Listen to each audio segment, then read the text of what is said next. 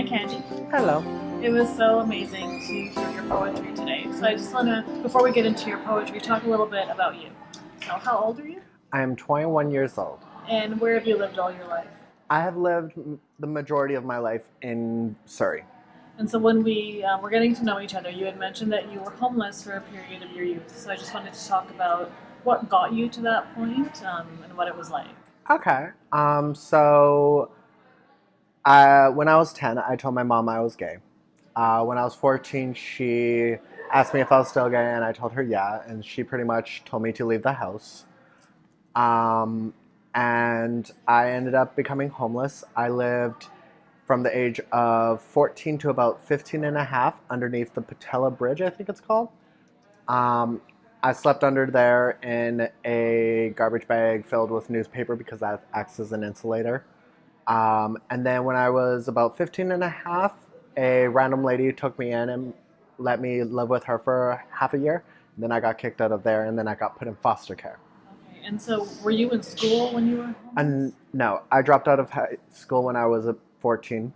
It was either get my education or find a way of getting food. Right. So food comes first. And so what's your relationship like now with your mother? I don't talk to her much. I talk to her once a year when I go see my family at family reunions. Mine and her relationship will never be back to mother and son or mother and daughter type relationship ever again. And so how old were you when you sort of knew I am not living in my body? I knew from a very young age. So growing up, I was not the smartest kid. I always knew there was a difference between boys and girls.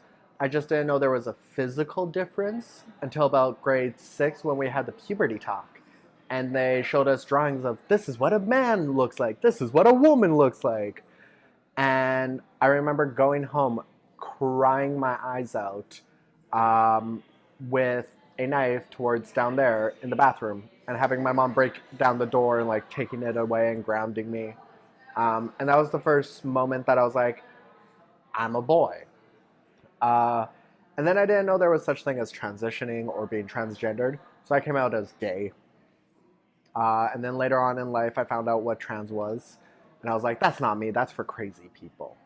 And then finally, when I was 19, I accepted the fact that I was trans. And so do you feel that you're in a place now where you are happy and content? No. What would you need to get there? Surgery. First, I need to get on hormones, then I need to get surgeries, and then I'll be content and happy with being in my own body. But until then, I fake it until you make it. Which is what we all do. And if you could talk to parents or kids or youth out there who are sort of going through a similar situation to yours, what would your advice be for them? My advice would be don't let what people think or say about you tear you down.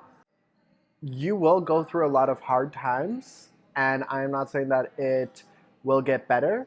I'm saying that it will get easier. Some things may not go exactly the way you want it, and it might take a while. But each person goes through their transition their own way, and eventually your family may come around or may not. But joys of being trans is we get to choose our family. The queer community is our family. We take care of each other. And no matter what your biological family thinks, the queer community will always welcome you with open arms. Wonderful. And so I just wanted to touch on your poem Mirror. So you recited a poem entitled Mirror at this event today. So tell me a little bit about where your head was when you wrote that. So originally it was written after a drawing that I did. The drawing is of a woman sitting in front of a mirror and seeing a man back at her, and she's crying. And then I wrote a poem to go with that drawing. And it was just reflecting on the fact that no matter how many times I try to look as girly as I can, people still see me as a man. They think I'm a really pretty woman, and then they hear my voice, and then they think, oh, she's a really pretty tranny. It was at a time of my life where I was very upset and suicidal and very hating everything about myself. And that's where that poem came from. Thank you.